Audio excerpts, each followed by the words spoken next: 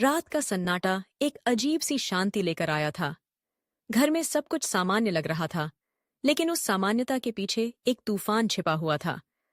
बूढ़े मालिक खर्राटे भर रहे थे, चांदनी खिड़की से झांक रही थी, और शेरू, हमारा आलसी गोल्डन रिट्रीवर, अपनी नर्म, आरामदायक रजाई में दुबक्कर सो रहा था।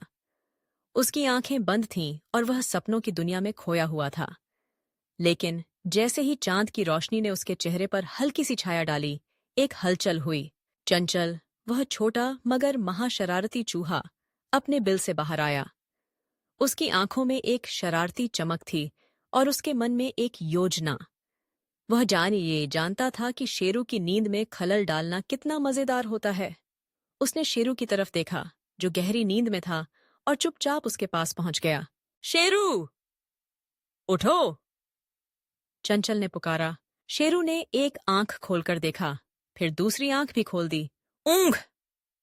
ये आवाज़, क्या है चंचल? उसकी आवाज में नींद की खुमारी थी। चंचल ने अपनी छोटी बाहें मोड़ी और कहा, मुझे सोने के लिए तकिया चाहिए। शेरू ने बोरियत से कहा, तो अपने बिल में जाकर सो। चंचल ने एक पल के लिए सोचा, फिर अपनी योजना को अंजाम देने का निर्णय लिया। नहीं, मुझे बड़े नरम फ्लफी तकिए पर सोना है, जैसे तुम्हारा। उसने शेरू के तकिए की तरफ इशारा किया। शेरू ने अपनी रजाई को और कसकर लपेट लिया और कहा, नो! उसकी आवाज में स्पष्टता थी, लेकिन चंचल को इससे कोई फर्क नहीं पड़ा। चंचल ने एक शैतानी मुस्कान के साथ शेरू के तकिए की तरफ देखा। युद्ध शुरू! उसने चिल्लाया। वह बिजली की तेजी से दौड़ा और शेरू के तकिए पर कूद गया। शेरू भौंका, अरे, ये मेरा तकिया है। चंचल हंसा, अब नहीं, अब ये महाराजा चंचल का तकिया साम्राज्य है। उसने तकिए को अपने कब्जे में लेने का प्रयास किया। शेरू ने तकिया खींचा और कहा, छोड़ इसे। लेकिन चंचल ने और कसकर पकड़ लिया। पहले पकड़ के तो दिखाओ। उसकी आंखों में चुनौती थी। फिर एक अद्भुत ताकत का महासंग्राम शुरू हुआ। दोनों ने तकिए के लिए खींचातानी शुरू कर दी। शेरू ने अपनी सारी ताकत लगाई, लेकिन चंचल की चालाकी और चपलता उसके लिए चुनौती बन गई। ताकिया खींचातानी के बीच में अचानक एक जोरदार घुमाव आया। तकिया एक तरफ खिसक गया और चंचल को झटका लगा। लेकिन चंचल ने हार नहीं मानी। वह फिर से कूदकर तकिए पर बैठ गया और शेरू को चिढ़ाते हुए बोला, तुम मुझे पकड़ नहीं सकते। असमीतिरे। लेकिन फिर एक और घटना घटी। दोनों ने एक साथ खींचा और फूफ! तकिया फटा और पूरा कमरा रुई के तूफान में बदल गया। रुई चारों तरफ उड़ने लगी जैसे आसमान में बर्फ गिर रही हो। शेरू हक्का बक्का रह गया। उसकी आंखें चौड़ी हो गईं। वाव! ये तो स्नोफॉल जैसा लग रहा है। चंचल झूमता हुआ बोला। शेरू ने गहरी सांस ली। अब गई मेरी नींद, उसने सोचा। वह बुरी तरह से चिढ़ गया था, लेकिन इससे पहले कि वह चंचल को पकड़ पाता, दरवाजा चरमराया। बूढ़े मालिक जाग चुके थे। बूढ़े आदमी ने चारों तरफ उड़ती हुई रुई देखी, फटा हुआ तकिया देखा, और सबसे ऊपर बिल्कुल मासूम बना शेरू खड़ा था। उसकी आंखों में एक सवाल था, जैसे वह कह रहा हो कि यह सब उसकी गलती नहीं थी। शेरू, ये क्या कर दिया तुमने? मालिक ने चिल्लाया। शेरू हक्का बक्का, मैंने नहीं। लेकिन वह अपनी बात पूरी नहीं कर पाया, क्योंकि चंचल हवा में गायब हो चुका था। मालिक ने शेरू को घूरते हुए कहा, आज रात तुम जमीन पर सोओगे। शेरू ने निराश होकर देखा और वहीं धम्म से गिर गया। वह समझ गया था कि उसकी नींद अब खत्म हो चुकी थी। चंचल ने अपने बिल से झांका और फुसफुसाया, शुभ रात्रि फ्लफी लॉसर। शेरू ने लंबी सांस भरी और बड़बड़ाया, मुझे ये चूहा बिल्कुल पसंद नहीं। लेकिन सच तो ये था कि अगली रात फिर से नया धमाका होने वाला था। चंचल की शरारतें कभी खत्म नहीं होने वाली थीं। रात की शांति एक बार फिर से लौट आई थी, लेकिन अब शेरू की आंखों में नींद नहीं थी। वह सोच रहा था कि अगली बार जब चंचल आएगा तो उसे पहले से तैयार रहना होगा। उसे अपनी रजाई को और अच्छी तरह से सुरक्षित रखना होगा, नहीं तो चंचल फिर से अपनी शैतानी योजनाओं के साथ उसका तकिया छीनने आ जाएगा।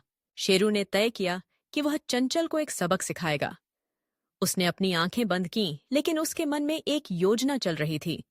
वह अपने दोस्त को हराने के लिए पूरी तरह से तैयार था। अगली रात जब चांद की रोशनी फिर से कमरे में फैली, चंचल ने अपने बिल से बाहर निकलने की योजना बनाई। वह सोच रहा था कि वह शेरू को फिर से परेशान करेगा, लेकिन इस बार शेरू ने अपनी रणनीति तैयार कर ली थी। जब चंचल कमरे में आया और शेरू को सोता हुआ देखा, तो उसने सोचा कि यह एक आसान शिकार होगा। वह धीरे धीरे शेरू के पास गया और कहा, शेरू, उठो, मुझे फिर से तकिए की जरूरत है। शेरू ने आंखें खोलकर चंचल की ओर देखा और मुस्कुराया। क्या तुम सच में सोचते हो कि मैं तुम्हें फिर से मौका दूंगा? उसने कहा। चंचल ने चौंक कर कहा, क्या तुम तैयार हो? ये तो मजेदार होगा। शेरू ने अपनी रजाई को और कसकर लपेटा और कहा, मैंने पहले ही कहा था, नो। चंचल ने एक बार फिर से अपनी योजना बनाई। उसने शेरू के तकिए की ओर इशारा किया और कहा, अगर तुम मुझे तकिया नहीं दोगे तो मैं तुम्हारे लिए एक और बड़ा तूफान लाऊंगा। शेरू ने हंसते हुए कहा, तूफान? तुम? मुझे नहीं लगता। लेकिन चंचल ने अपनी चालाकी दिखाई। उसने शेरू के पास जाकर कहा, ठीक है, मैं तुम्हें एक चुनौती देता हूं। अगर तुम मुझे तकिया नहीं दोगे तो मैं तुम्हारे लिए एक और फटा हुआ तकिया लाने का प्रयास करूंगा। मछिया कौस्ती में किया है। शेरू ने सोचा, चुनौती?